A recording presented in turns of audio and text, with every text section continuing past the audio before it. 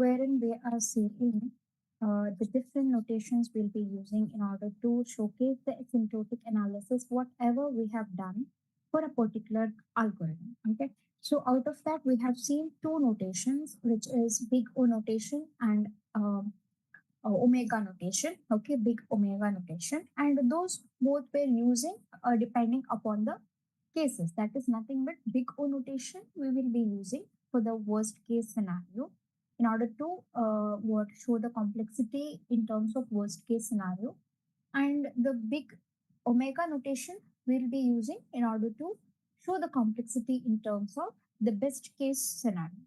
Now we have one more notation which we'll be using for um, which notation that is called as average case scenarios. Okay, the theta notation which we'll be using for the average case scenarios. So now we'll see how the theta notation is working. Like we have discussed that omega and big O notation, in big O notation, since it is giving us the worst case scenario, we will be checking for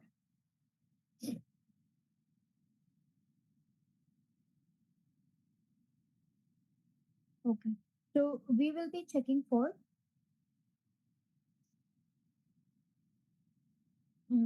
the upper bound, or in the worst case scenario or in the big O notation, it will be giving us the upper bound. Okay, upper bound in which above that program or above that function, the time complexity may not increase. Okay, in the same way for the theta notation, not theta notation, for omega notation, what happens here is uh, it is looking for the best case scenario, which is nothing but the least time taken for an algorithm to execution. Okay, so within what time it will complete, like the least time taken.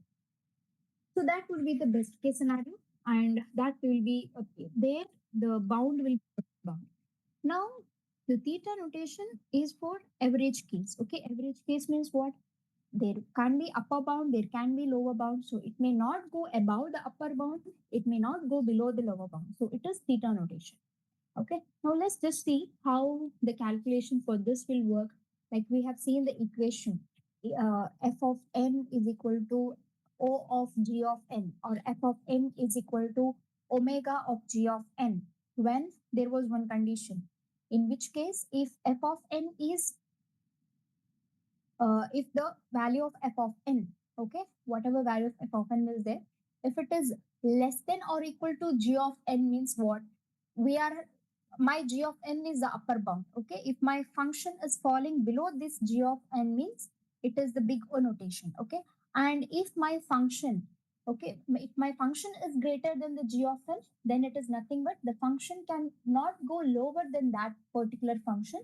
So using that particular function, we will be denoting the big omega notation, which is giving us the which case scenario? Best case scenario. And we have one more, that is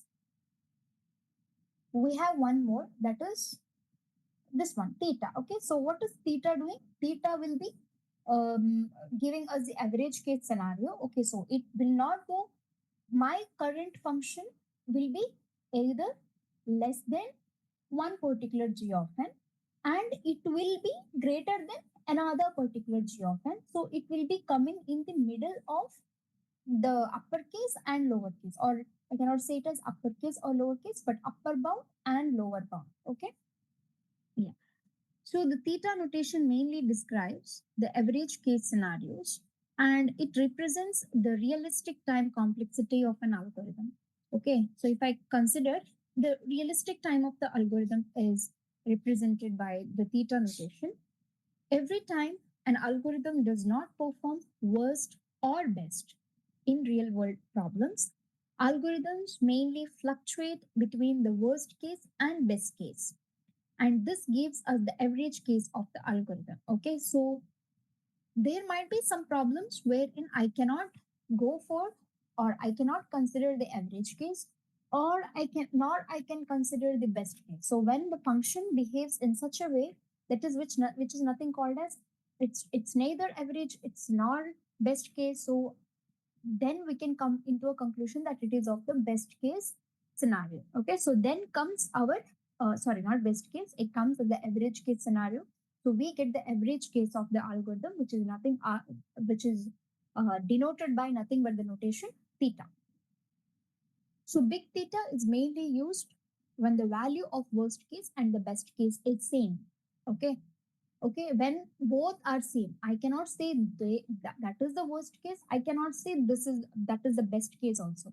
So when we are in this type of confusion, I can just note it and as not as a big O notation or not as a big theta notation, but else I can do it as a big which notation? Big theta notation.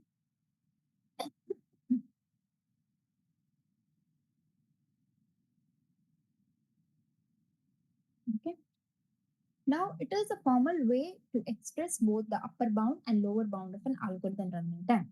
If I say it is a best average case, that means it is nothing but whenever we are in the confusion for whether it is the average case or whether it is, sorry, whether it is a worst case or whether it is a best case. In that case, what we consider is it is an average case. So we need something to notate it and we are using the theta notation. And what it is supposed to give us, it's a formal way to express both the upper bound and the lower bound of an algorithm running time. So as we have seen how the equations are coming, okay, how the conditions are there for big O notation and one more is big theta notation, sorry, big omega notation. In a similar way, we will be seeing for big theta notation how the uh, for the big theta notation how the how to say the conditions are and how the upper bound, lower bound. Like we have two things now. My current function may not go above the bound whatever I have set, and it may not go below the bound whatever I have set. Okay, so it is working like that.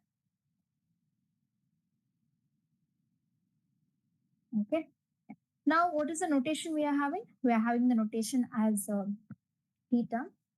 And suppose if I have f of n and g of n as the two functions, and then we will be denoting the theta notation as f of n is equal to theta of g of n. Okay, now wherein the condition is if there exist positive constants c1 and c2 and n naught and such that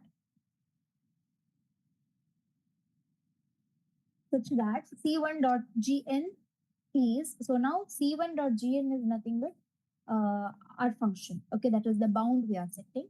So that is a lower bound. Okay, and my function is less than or equal to my lower bound, which is nothing but c1 into g of n, and it should be lesser than, my function should be greater than lower bound and my function should be lesser than the upper bound. What is your upper bound now? Your upper bound is c2 dot g of n. Okay, for all n greater than or equal to n naught. So here the g of n represents the function that tightly bounds f of n, and c1 ensures the lower bound. Okay, and then we have c2 which ensures the upper bound, and then n naught is a threshold beyond which the condition holds. Okay, yeah, that means your normal input. Okay, so we are showing this with the gradual increase of or decrease in the number of inputs, how well your algorithm is going to behave, that we are going to explain. Okay, now we will analyze the function f of n is equal to 2n plus 3 and g of n is equal to n. Okay, as we have taken for other notations. Okay, as an example for other notations, here also we are seeing it. We check if f of n is equal to theta of g of n. Meaning what? So if f of n is equal to theta of g of n, if it should be the case, then we have one particular condition wherein g of n should be, that is the lower bound. My current f of n should be greater than the lower bound, that is c1 into g of n, and my condition should be less than the upper bound, that is c2 dot g of n. Next, what we have to do now, okay, since I have g of n is equal to theta of g of n, f of n is equal to theta of g of n. Now we will substitute it. Okay, if I consider here, okay, so for this particular equation, I'm going to substitute. Okay, so when I have c1 dot g of n, we have the g of n value as n. Okay, so that it becomes c1 into n. Then I have the inequality less than or equal to 2n plus 3. Okay, yeah, that is nothing but instead of f of n, I'm going to substitute it less than or equal to 2n plus 3. And then we have less than or equal to a constant term c2 dot g of n. So which says it is less than or equal to c2 dot g of n. Now c2 into what is the value of g of n? That is n.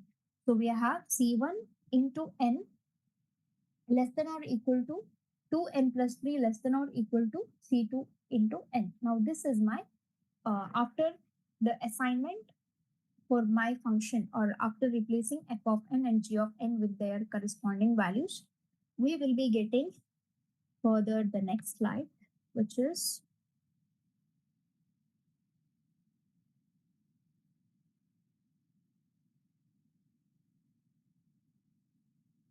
okay, which is this one. So we have already got this, okay, and now I'm going to apply the value for c1 and c2. Then also we'll apply the value for n. N is nothing but your number of inputs. So we need to check now with gradual increase in the number of inputs, how my f of n is going to behave. So depending upon that, or how my inequality is going to behave, depending upon that, we will make sure that, yes, of course, the f of n is going to, or I can equate that inequality, or it's not an inequality. So I can write that f of n is equal to g of n. Okay.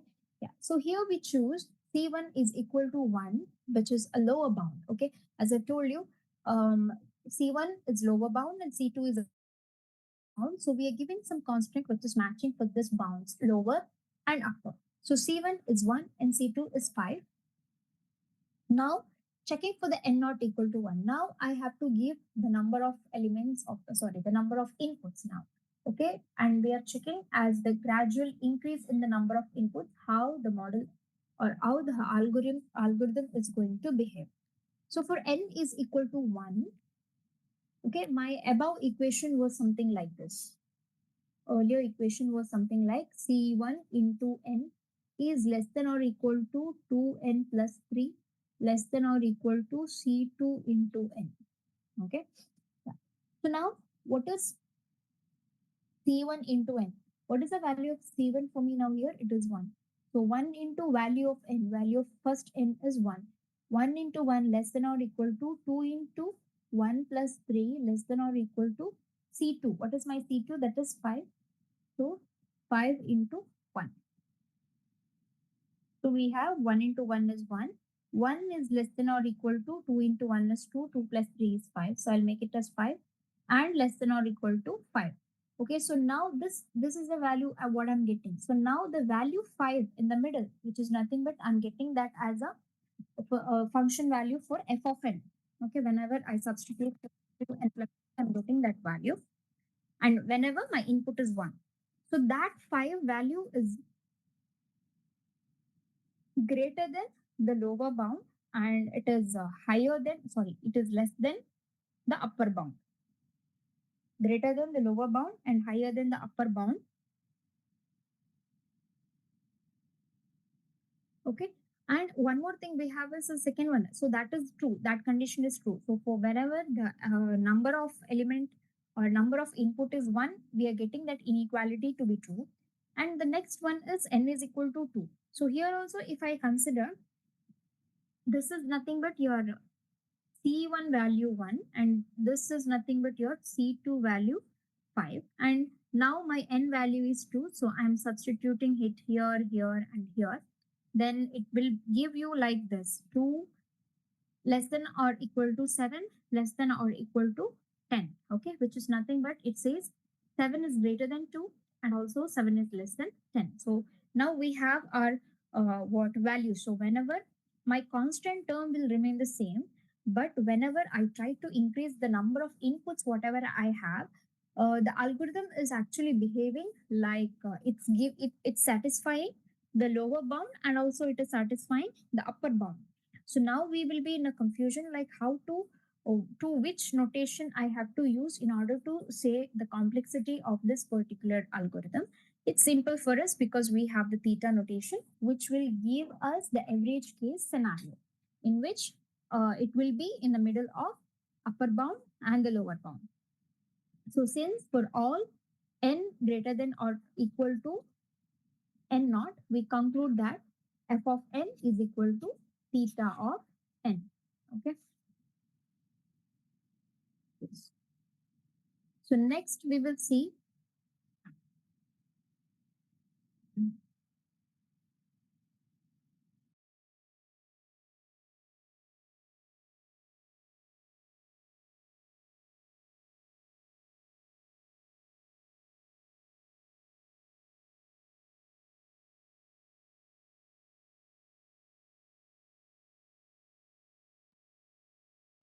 so that's about the theta notation. And this is the graphical representation of theta notation. Okay. So as I told you, my function will be coming between the C1 and C2. That is nothing but my lower bound and the upper bound. So this is how the graph will look like. And the notation what we are having here is f of n is equal to theta of g of n. Okay. So this is how the graph will look like. And if I'm not wrong, we have the graph for omega as like omega will whatever O of O, O notation function I'll be giving, it will always be the highest, right? We'll be having the worst case. We'll be defining in the big O notation, we'll be defining the upper bound. So if I consider g of n, my g of n would be like this. Okay, so this is g of n, and my f of n would be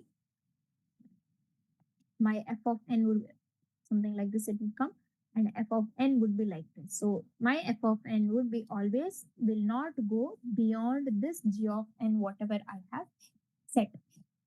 In the same way, this is for the big O notation, and this is for the theta notation, wherein it comes in the middle of higher and lower bound. And we have one more notation, which is our omega notation. So this notation it is, and how this is working. My g of n would be my best case. That is nothing but this one. Okay, and my so this would be something like this. My f of n would always be above g of n. It would never come to the rate, this slope, okay, as of the g of n, as in the g of n, how the function looks like for the g of n. So that is the three asymptotic notations which we'll be using in order to show how the asymptotic analysis is happening for each and every algorithm, whatever we are having, okay? Yeah.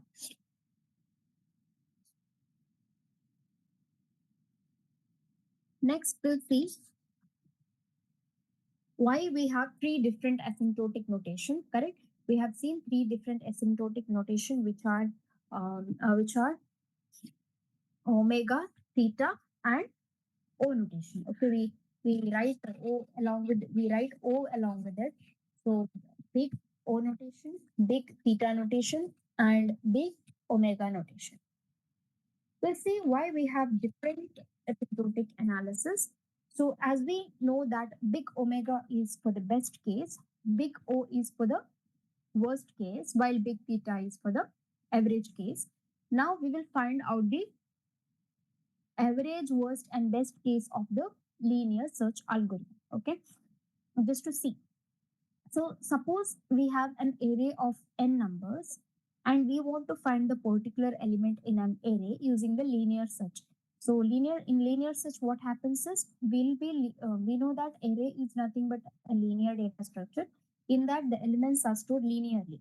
So I'll be going on searching for each and every element. Okay, the location of each and every element I'll be comparing with the element which I want to search. So that is why I consider that as a linear search. And in the linear search, every element is compared with the searched element on each iteration. correct? Each and every element we are comparing. So now suppose if the match is found in the first iteration only, okay, if the match is directly found in the first iteration only, so what is the complexity there? In the first step itself I got it, so whatever the number of input may be, that doesn't matter. So within the first step itself I got the output, or I got the answer what I wanted. So it, the algorithm got executed completely, and so that is the best case I call it as. It didn't take much time to identify the element. So that is uh, which case? Best case. So best case scenario we'll always display it by using omega of a big omega of value, correct? So here it took only one big omega of one. So if the element matches with the last element, then whatever the input, whatever the number of elements it was there, so through all the elements I had to traverse through the array, and that is nothing but my worst case because I found the element in the end of the array. So that is why it is a worst case, and worst case I'll be considering it as O of n because I have traversed through n elements. In the first case it was one element. Next, the average case in the mid of the best, okay, and the worst case. So it becomes theta of n by 1, okay. So theta of n or 1, okay. It's like n or 1, not n by 1 it is n or 1. So means what we say that average case means it is we will be in a confusion that whether it is best case or average case. So we will be putting that in a theta notation to say that either it can be n or it can be 1 depending upon which it is falling to. So we are displaying it like that. So the constant terms can be ignored in the time complexity. Okay. So whenever I have one, okay, I can just ignore the constant term whenever I have the complexity, because whenever I have average case, n by 1 would be my function. That is why we'll be taking only theta of n. I'll be considering the higher order, not the lower order. Okay. So the three different analysis provide the proper bounding between the actual function. So here, what is bounding? We have learned that we have a lower bound, upper bound. Okay. So means we have upper as well as the lower limit, which ensures that the algorithm will behave between these limits only. That is, it will not go beyond the limit. Okay. And these are some of the common asymptotic notations. Okay. Yeah. So there, as I told you, there the question mark is written. The question mark is written because depending upon the scenario, whether it is worst case, best case, or average case, I can have the question mark. I mean, I can have big O notation there. I can have big omega notation there, or I can have big theta notation. So depending upon the scenario it is, okay, depending upon the different cases. Okay, so which and all functions are there, okay, for the asymptotic notations is if your what algorithm function is constant, okay, then it will be always one I will be writing, okay. Either it can be O of 1, theta of 1, or O of 1, theta of 1, or one more thing is and top. In the same way, I'll be having linear. So in linear means it is linear increasing. Okay, if I have one input, so according to that, it will increase. So like that. So only I'm considering it as n. And logarithmic means I have log n. So each and every time if something is happening into 2 or divided by 2, something like that, if it is happening, that we consider as a logarithmic, because the it won't go in the one term. Okay, it will be either double, either triple. So each and every time it will go like that. And we have next, we have n log n, wherein we will be having half also. Okay, like the complexity would be linear and also the complexity would be logarithmic. So together it is n log n. And then we have exponential. Exponential means 2 raised to some numbers.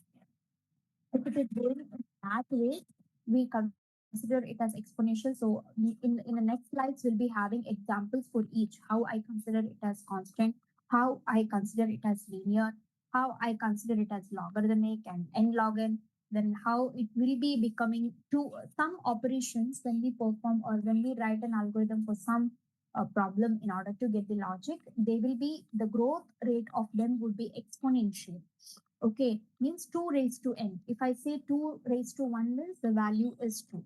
If I say 2 raised to 2 means the value is 4. If I say 2 raised to 3 means value is 8. If I say 2 raised to 4 means the value is 16. So what is happening there?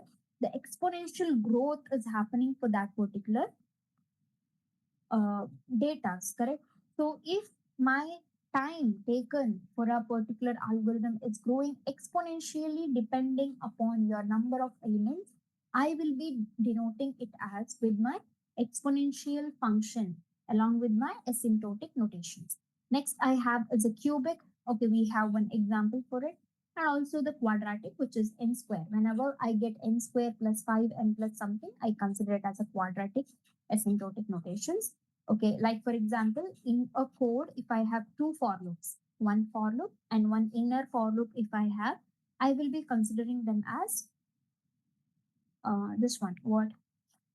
One for loop and one inner for loop if I have, that is my quadratic uh, time complexity. Okay, I'll be denoting it as n square.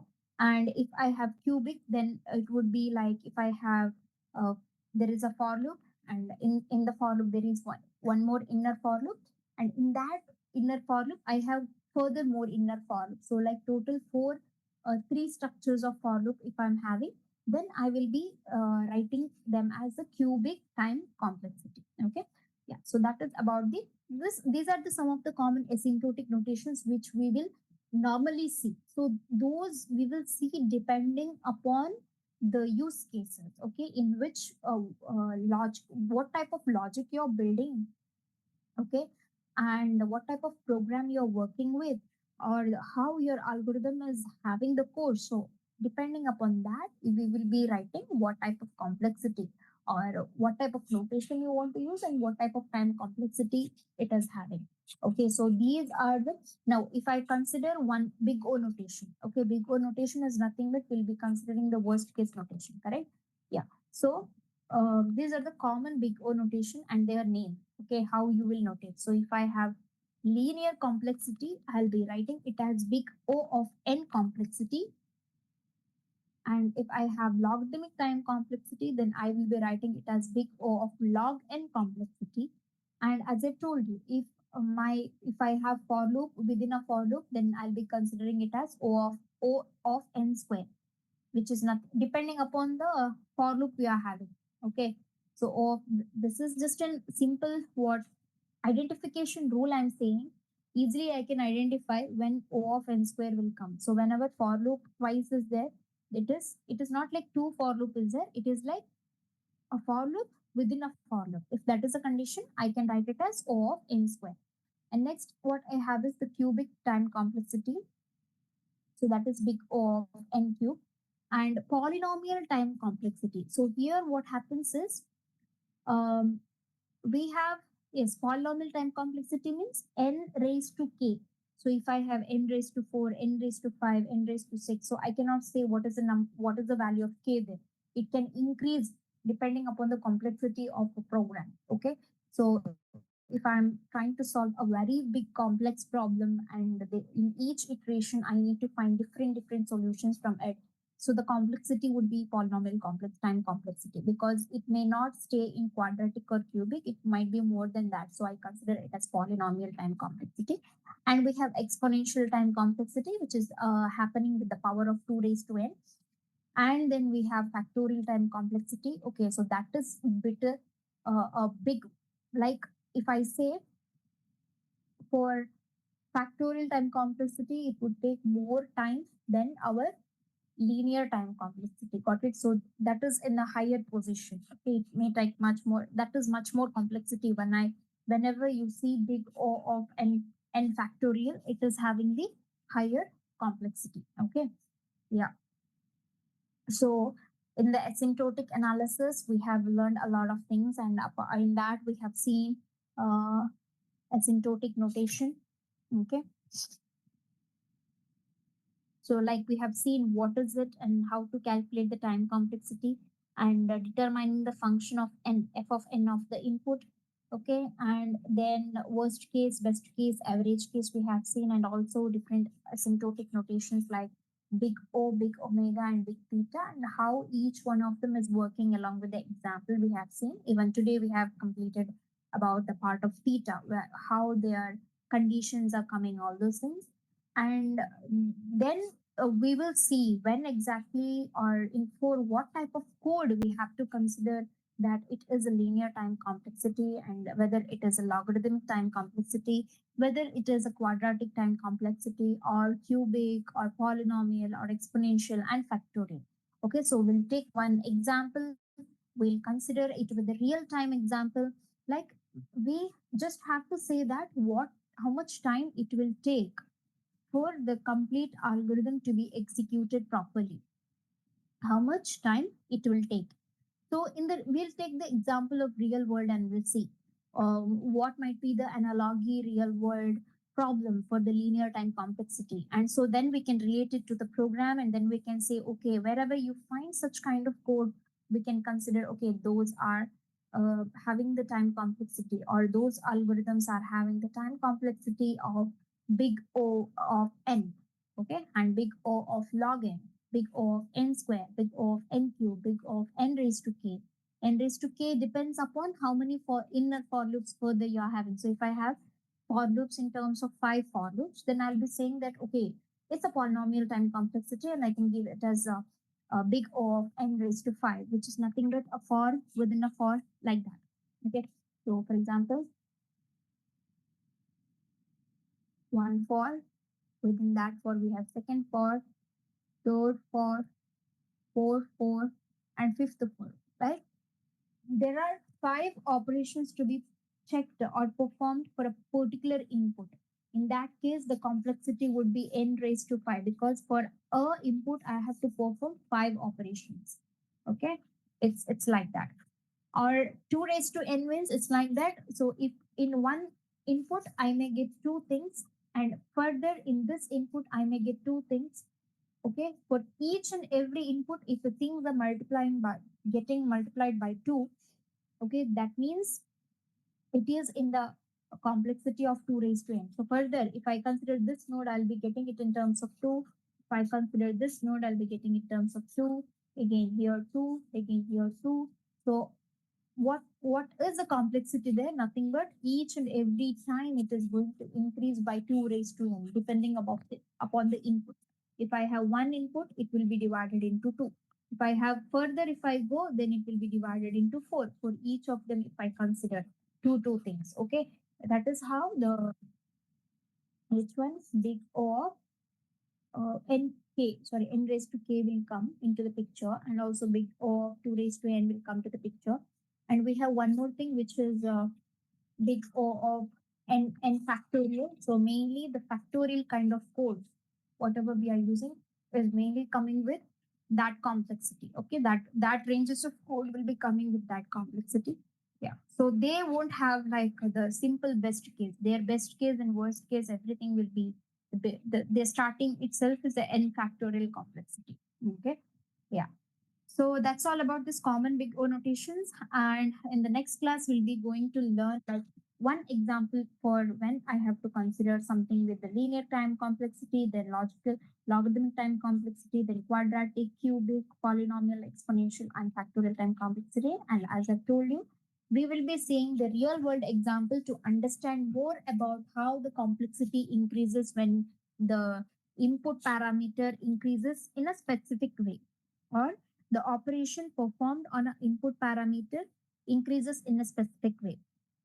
Okay. Yeah. Depending upon that, we'll be writing the powers of n or log of n. Okay. Depending upon that, we'll be writing the time complexity as a